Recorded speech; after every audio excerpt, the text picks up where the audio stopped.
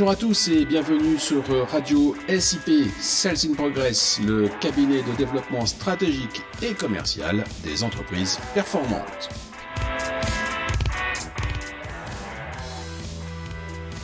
Salut Marc, t'es où là? Tu fais quoi?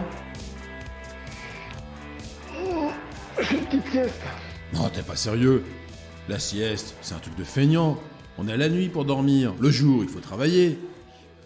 Ah mais, je suis aussi sérieux que Churchill, Einstein, Léonard de Vinci, Napoléon. Tous des adeptes de la sieste. Admettons, mais tu es bien la seule boîte à faire la sieste. Détrompe-toi, de grandes multinationales ont instauré la sieste dans leur processus. Apple, Nike, Google, Procter et Gamble.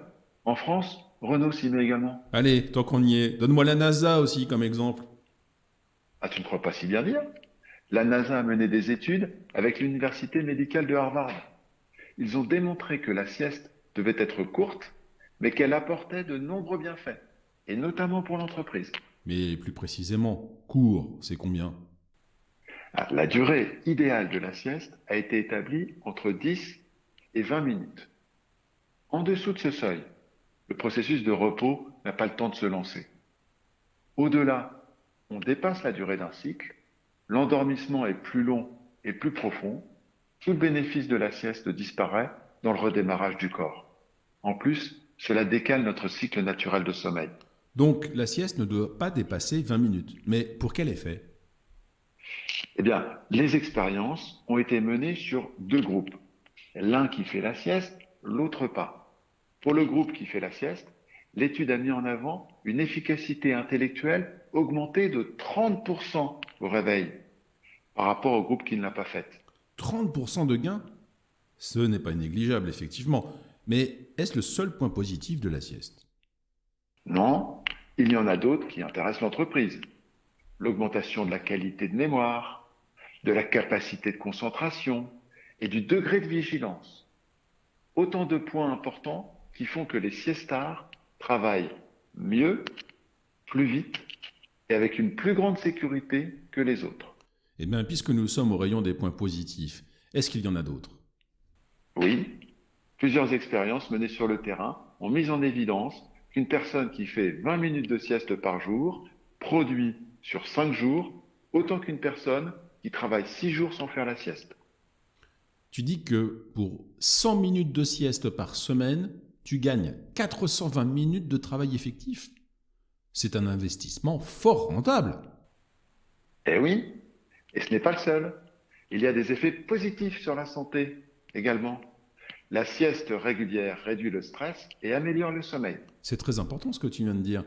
Le stress et le manque de sommeil sont à l'origine de bien des maux qui coûtent cher en traitement et en absence au travail. Oui, la sieste pourrait être un outil de développement de la responsabilité sociétale des entreprises. Crois-tu qu'on pourrait combiner télétravail et autorisation de la sieste? Cela rendrait l'entreprise sympa. Pourquoi pas? La combinaison des deux apporterait beaucoup de confort dans le travail.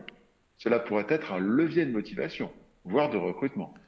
Oui, mais gardons la tête froide tout de même. J'en connais qui abuseraient de cette sieste. À partir d'un certain seuil, on perdrait l'effet de levier dont nous avons parlé.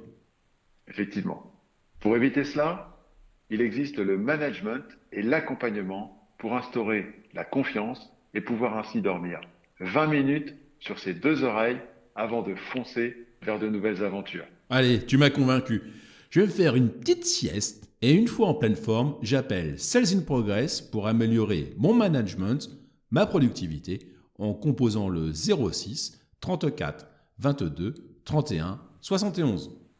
Eh oui, n'hésite pas. Chez Sales in Progress, nous intervenons à tous les étages de l'entreprise et tout le temps, sauf pendant la sieste. Nous accompagnons nos clients pour qu'ils gagnent en visibilité, sérénité et performance. C'est simple comme le 06 34 22 31 71 ou bien www.salesinprogress.com. Merci et salut Marc. Salut Arnaud.